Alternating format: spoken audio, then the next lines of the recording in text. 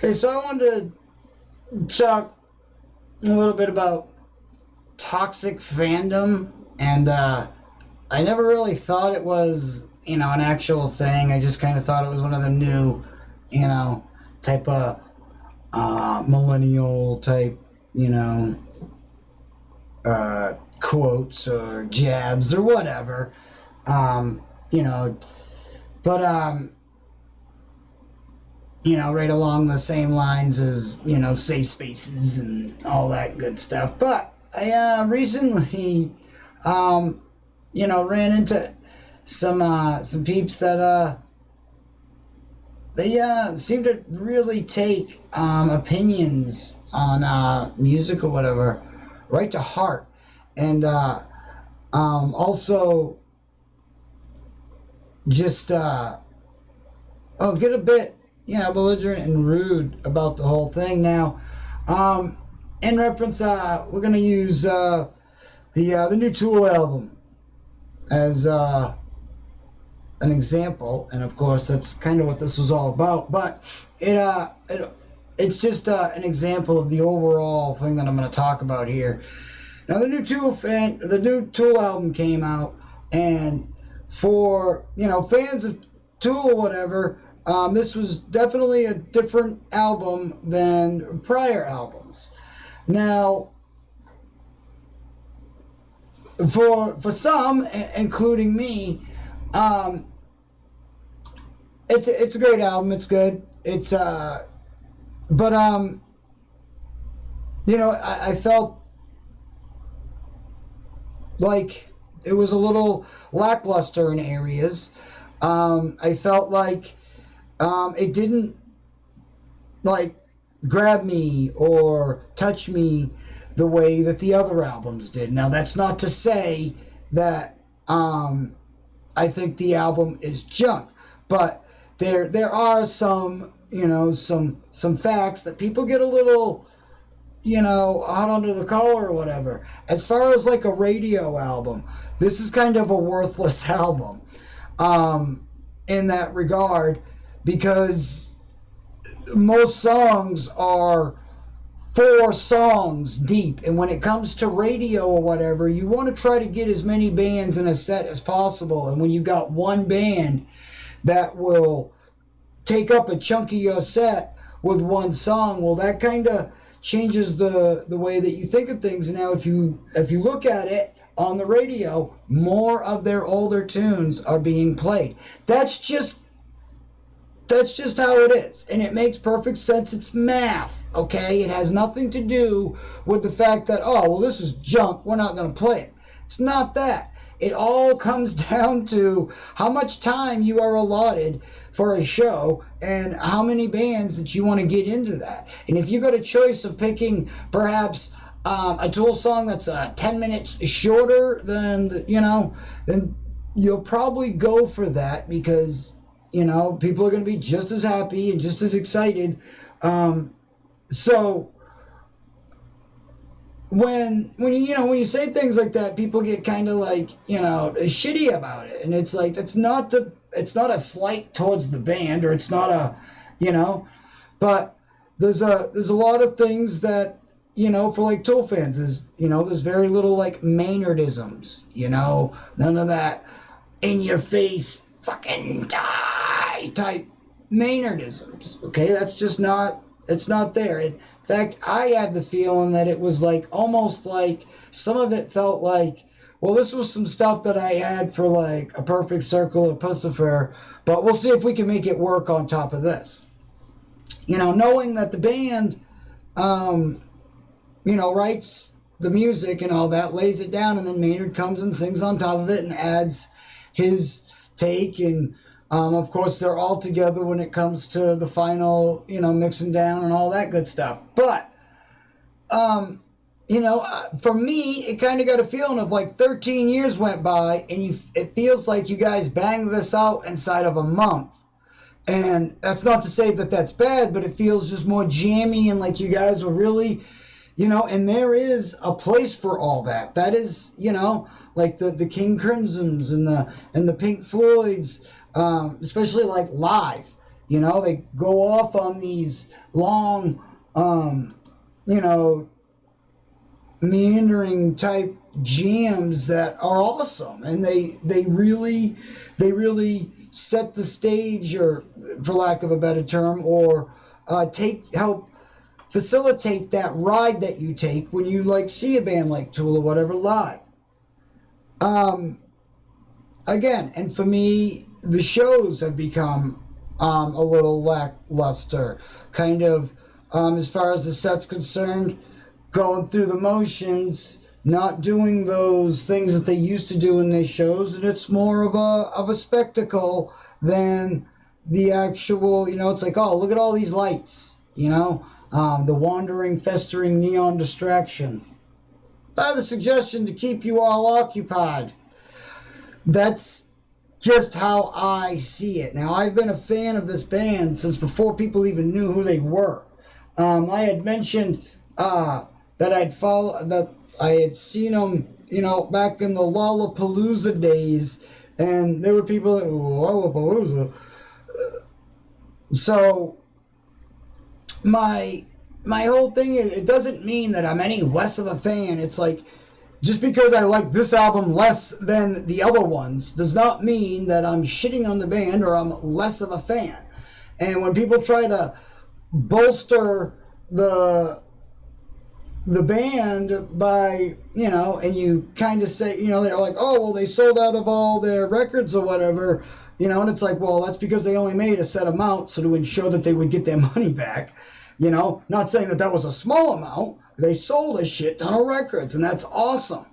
But they didn't already have more made or anything because of the kind of the album it was and all that. So, you know, and those numbers go towards pricing tickets and seats and all that. So, you know, to deny the fact that there isn't a little bit of business going on in there and some, you know, and the fact that, you know, Tool has been to court over just about all of their albums. And I'm not saying this, and it's because of that they've maintained the ability to do what they want on their albums. And I totally respect and, you know, love that. No matter what the music is. If you're a band and you've gotten to a place like Tool and you're able to do what you want the way you want to do it, you have survived the machine. And that's awesome. You know, you're not a cog in the machine, you're your own machine, you know, and that machine is just something that you use as a conduit, and that's great. Again, though, you know, having an opinion that, you know, and then people saying stuff, well, you know, you need to listen more. You know, I heard this album a week before anybody else did. I listened to it nonstop, and yeah, there is some things, there's some riffs and there's some parts that, yeah, awesome stuff. But if I had a choice of listening to an album, it would be probably, you know, Enema or, you know, even Lateralis and stuff, which, again, that goes on a ride. And that was one of the best shows and tours that I had seen from them. The spectacle that they made, and they only did that particular show one time for some reason. I don't know why, but I do believe they were probably filming it because of wow. But again, to say that, you know, or to, you know, say stuff, well, only hardcore Tool fans will get it. And it's not that I don't get it, it's just I don't get into this as much as the other ones. And that's, you know, that's like, you know, and to say that, well, you're not a real Tool fan or you're not a real fan of insert band, that's like saying, you know, like I have, you know, like you have children and you don't like what one of your children is doing or a choice that they've made, you know, in their lives, in a direction they're going. It does not mean that you don't like your kids or you don't like children. I mean, that's where all that ignorance comes in. And to just, you know, And it gets people like shitty. It's like, who are you to tell me? You know, this is like Tool, for instance, is a band that helped me out through some pretty rough patches in my life. That it was, you know, music that I used for, you know, reflection or meditation or stuff like that. So to turn around and tell me that, you know, I'm not, you know, a fan, or that we're even in this argument, is just ridiculous. You don't have a right to be, you know, saying, if you come across some trolls or whatever that have just said, yeah, Tool sucks, blah, blah, you know, or insert band name sucks, then I get it. I get it. But, you know, to tell people, oh, well, you just don't get it, or you just, no, dude, I've been in the music industry for over 30 years. I've been playing instruments my whole life. I've been a musician since before I can remember. There's pictures of me with instruments that I don't even remember. So, you know, and I'm on the radio every fucking day, pushing independent music to get it out to ear holes, to enlighten people's lives. And, you know, it's bands like that that I admire because they've carved their own path, just like I see a lot of you bands doing, and a lot of the bands that I work with on a daily basis doing. I respect the shit out of that. But that doesn't mean that I have to like every single frigging song that I play or that we talk about, that it's gonna, oh yeah, these are all my favorites. It's just, you know, allowing people to have their own opinions. And I guess that's probably where the whole political sides and all that is so easy to divide people, because it's like a lot of people, it's like, if you don't see this the way that I do, then you're not as much of a fan as I am. Well, no, we just have a difference in opinion. That's all. That's all. And, you know, this band, and I saw the first show of this tour for this album. The very first show. Now, also, all the other bands that had played that day at this festival were kick ass. And Tool closed out the whole night. It was I didn't particularly enjoy the way that all went down at the end, but Tool put on an awesome set, and it was great for what it was. I thought it was a bit shorter than most. I thought, you know, but these are all just little nitpick things that you're allowed to mention, and it doesn't mean that you're shitting on a band. There is so many parts that go into shows, and I mean, it's just to get shitty or to get offended. First of all, it's not for you to be offended. It's not yours. You know, you didn't write that music. You didn't produce it. You didn't lay the money out to put it down. So, you know, defending it should only go so far, you know. But to be rude about it, or to, you know, no matter what the case, no matter what the band, that's where you start to fall on ignorance. And, you know, you really do a disservice to the music that you're claiming to hold so near and dear. You know, I'm just, again, this is all my opinion, and that's okay. It's okay. It's okay. Now, few tidbits, some newsworthy items, perhaps, in case you haven't heard or would like to be enlightened. Tony Hawk's Pro Skater 1 and 2 gonna have a official remastering. Now, I had already, from in the music scene, there's been grumblings and everything behind the scenes. A few people had troubles keeping their mouths shut. But people that were working on the soundtrack and stuff, which it's gonna have a new revised soundtrack. It's gonna have all new souped up graphics for a newer age.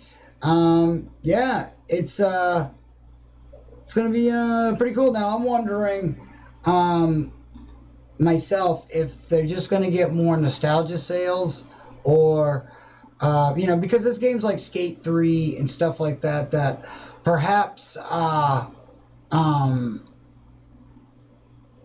have pushed that genre further.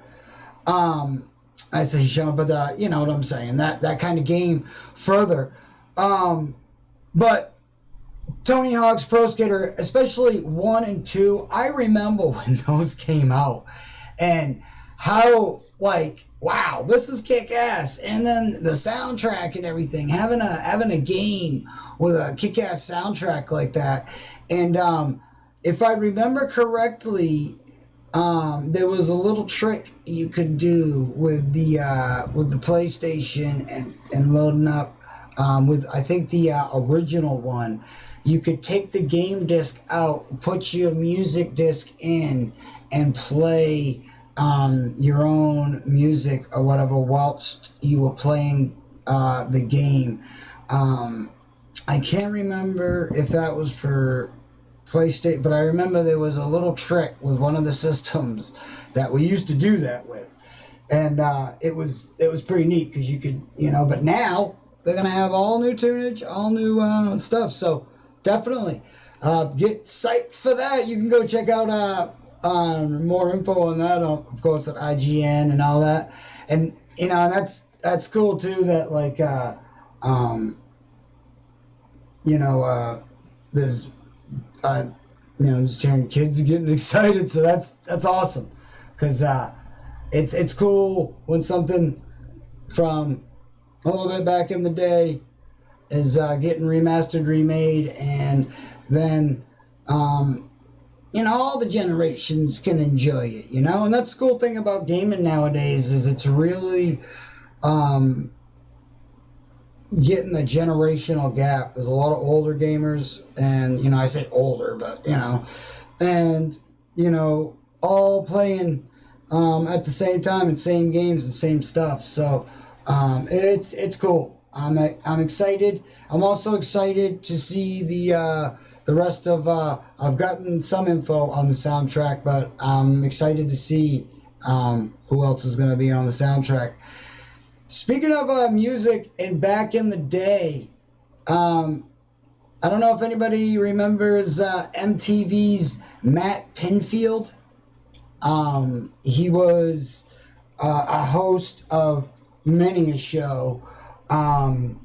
He seemed to be quite the staple in MTV's, especially in the hosting area. He was always at whatever event. He did a lot of metal. I remember that with Pinfield, is he did a lot of kick-ass metal stuff. And, he's fallen on some hard times. And I saw a picture of him. He's definitely lost a lot of weight, which on one token is good, but he's dealing with some health issues, mental and physical type situations. Some friends have set up a GoFundMe for him to help with medical bills and stuff like that. So if you'd like to go check that out, definitely, I think Loudwire has an article up about it with links and all that. I just seen about Kurt Loder turning like 70, I don't know, like 75 or some shit. Which instantly made me feel ancient. But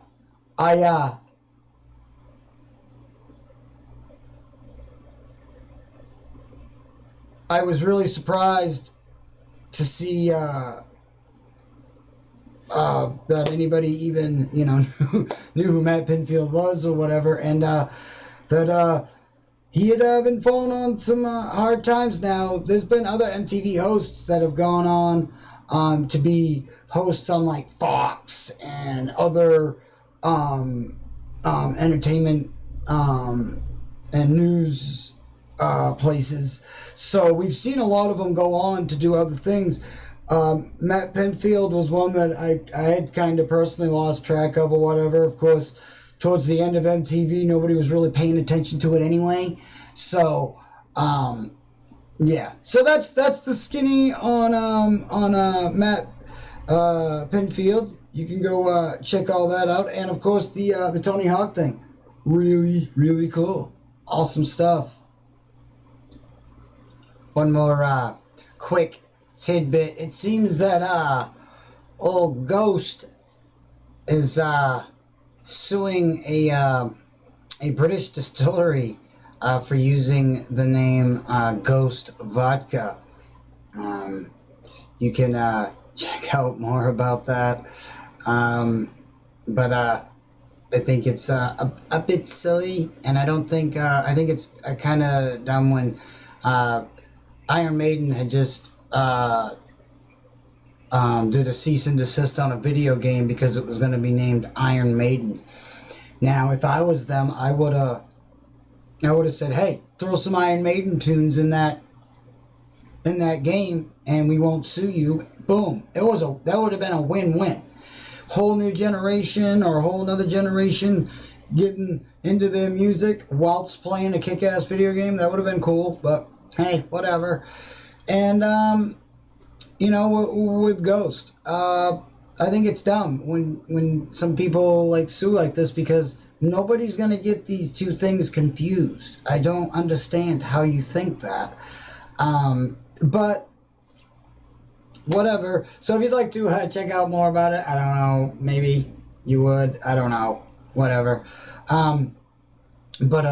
Yeah, so that's that. Ghost sues Vodka Distillery. Good luck, buddy. So if you like what you saw here, found any of this entertaining, perhaps enlightening at all, you can check out more vids down here, up over, wherever, and have a great day, and take care of yourself, and stay wicked. Take it.